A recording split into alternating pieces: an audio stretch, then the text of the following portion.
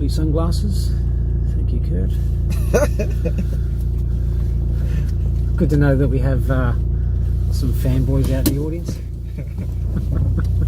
Hey, at least somebody's watching. Somebody's paying attention. Don't get the BMW, mate. Because today we're coming live from the Mitsubishi Evo 5 GSR. We are.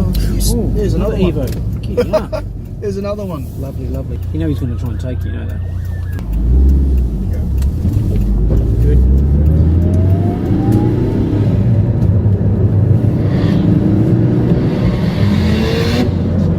Of course you will. Well done. It's a Tommy Mac. It is a Tommy Mac too.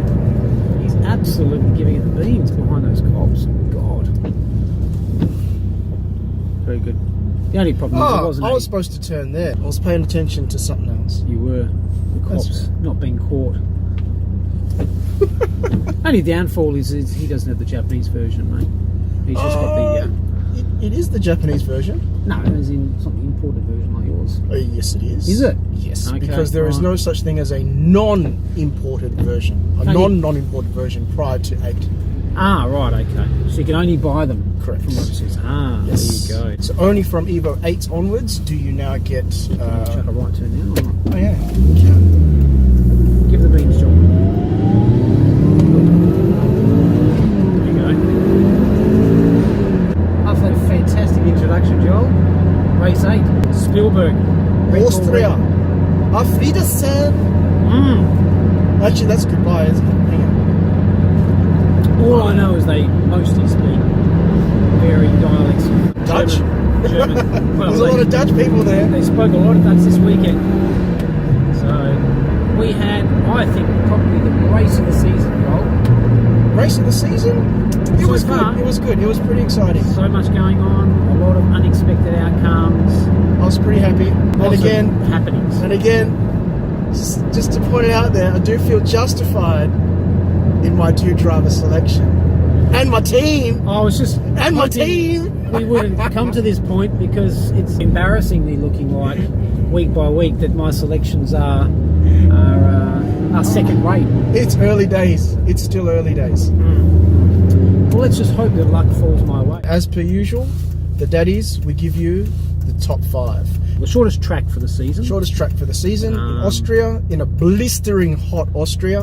And today we're going to introduce one extra little tiny smidgen of a segment at the very end, so stick around.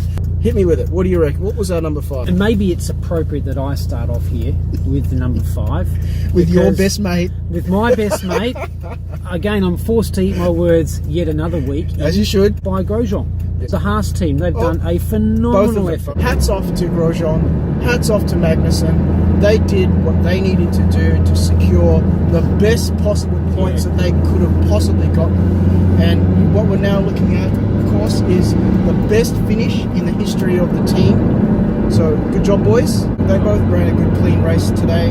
All the Ferrari-engined cars finishing in the top 10 this week. Something to know.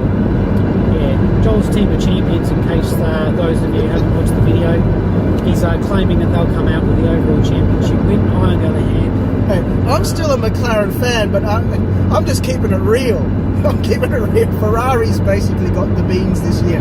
Let's just put that into context, okay? He's just going with easy wins. That's what he's decided to do. Whereas I'm batting for the underdog.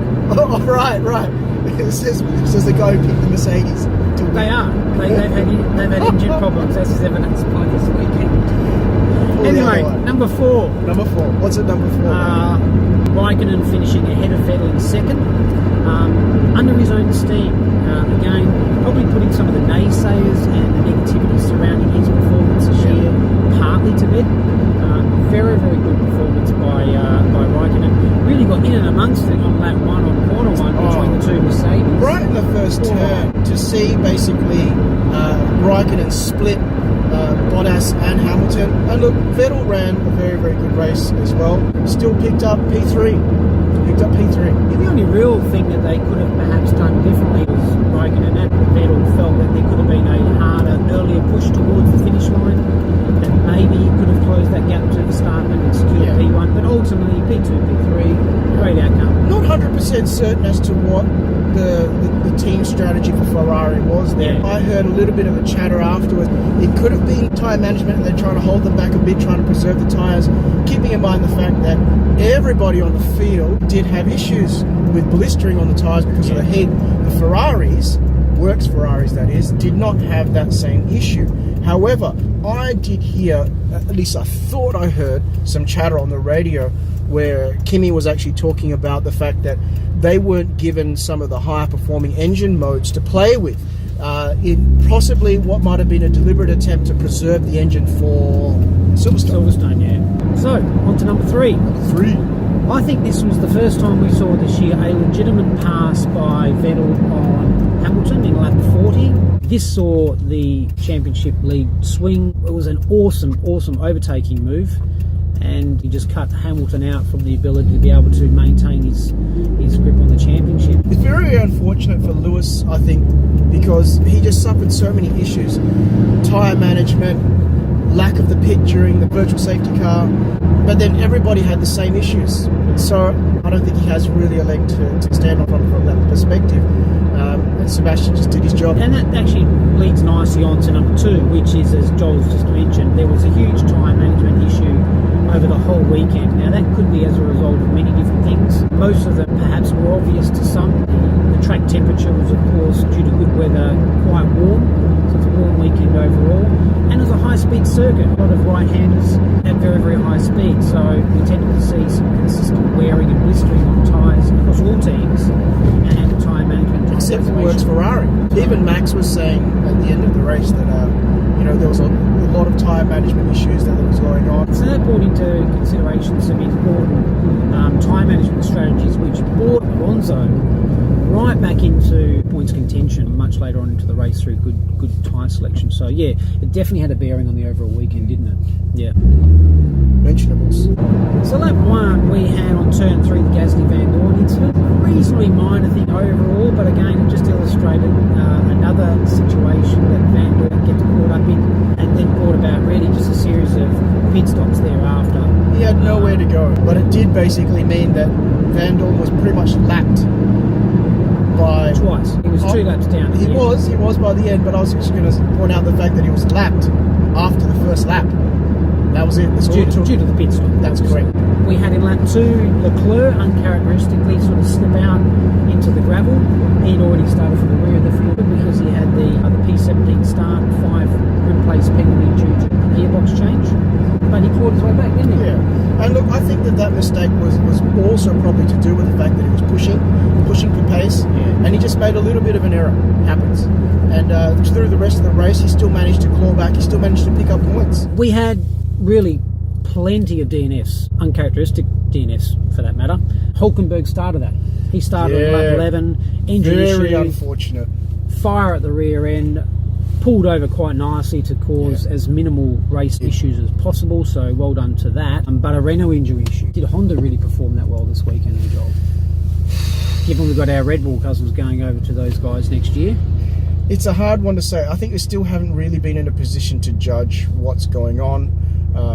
Hartley pushed as hard as he could. Gasly did the best that he could with the damaged floor, but ultimately still not exactly the best place for us to judge what the Honda engine is currently doing. Having said that, at least it doesn't look like there's a reliability issue in regards to the engine. Hartley's own admission post-race was the suspicion that it was actually a suspension issue and not engine related at all. And of course Gasly's was the damaged floor, clearly not the engine itself. So, knock on wood, good job Honda so far for staying in the race and in terms of reliability. Hopefully, as we go into next season and partnering up with Red Bull, main team, that they start to continue to push the envelope in terms of some herbs. Correct.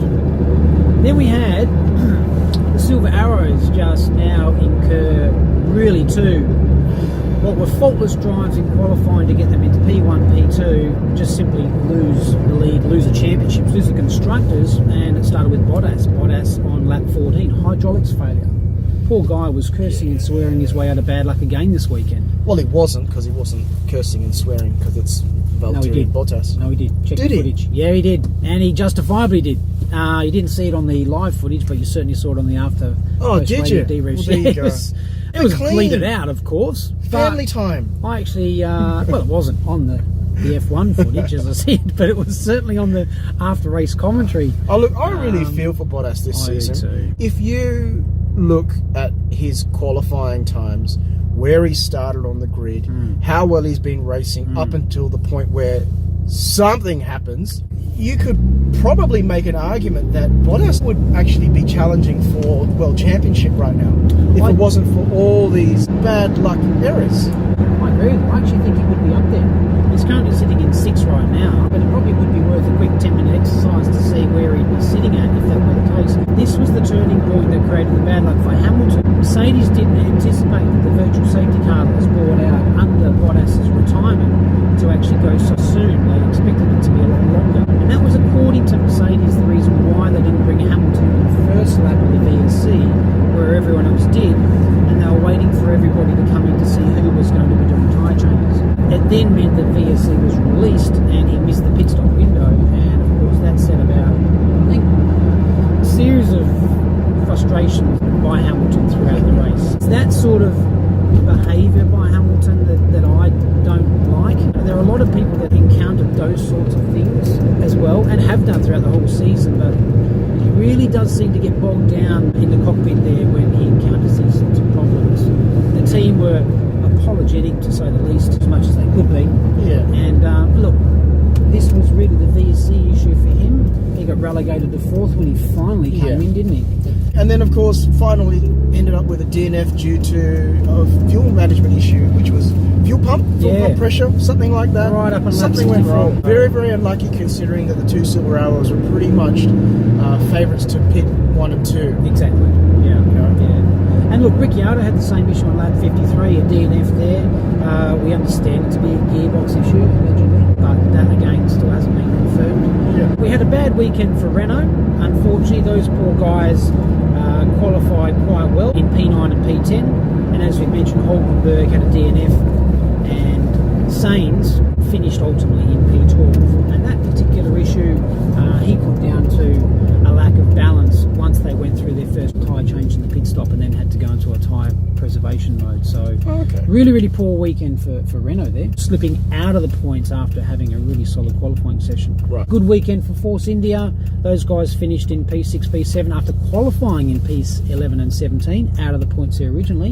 And then you touched on Max Verstappen. Yeah, Max Verstappen. My boy Max. Good job. Your boy. He's on my team. Was he on your team? I don't remember. I'll have to check the video footage again. You have been a little bit critical of his behaviour though in the last few weeks, Joel. I just wanted to point that out. I've been critical. Yeah. I mean, I'm critical anyway of him, but you were getting excited during the race when he was performing well, whereas I was just maintaining an even keel. He needs to learn to be a bit of a better winner. But other than that, he did a really good job. Nice, clean race from him. Good job, Max. Congratulations on a well-deserved win. First one for the season. Yeah. And first ever for Red Bull on home turf in Spielberg, Austria. So that brings us on to number one. Number one. Now, we've kind of touched on this as we've been going through all this, but the double DNF. So finishing in P1, P2 in qualifying to then just simply not have any cars cross that finishing line must have been absolutely devastating for those guys. I feel for them both, to be honest. Well, Bottas probably more so than Lewis, just because Bottas has been having so much bad luck this season. It's ridiculous. Lewis I really feel bad for because how many races in a row has he basically got points on? Yeah, 31, 36, 33 finishes or something like that. Some ridiculous number. It's amazing, and hats off to him for his ability to be as consistent as he has been. Yeah. So for him to finally have to retire due to a mechanical issue, it's very, very unfortunate. New segment today, as Joel touched on before, Driver of the Day. This isn't the publicly voted Driver of the Day segment, mind you. This is our view. Joel, what do you reckon?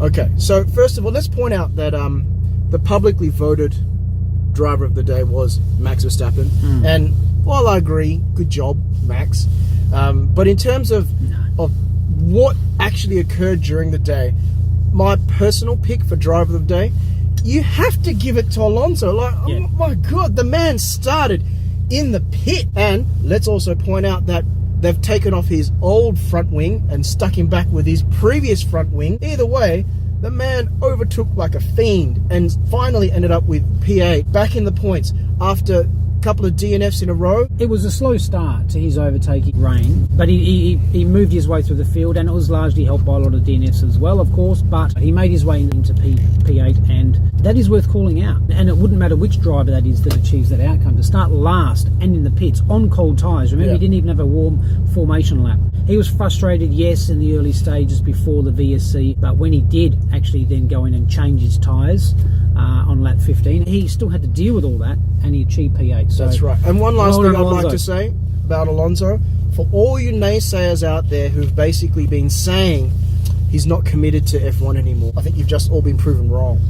The man did a really good job. Kudos to McLaren, kudos to Alonso. Well, let's judge him on whether he hangs around for another year, shall we? Because I want him, he's in my team, right? Oh, look, I would personally love Alonso to stay in F1. Yeah, he'd but be good for the sport. at the same time, Indy calls. Indy does call.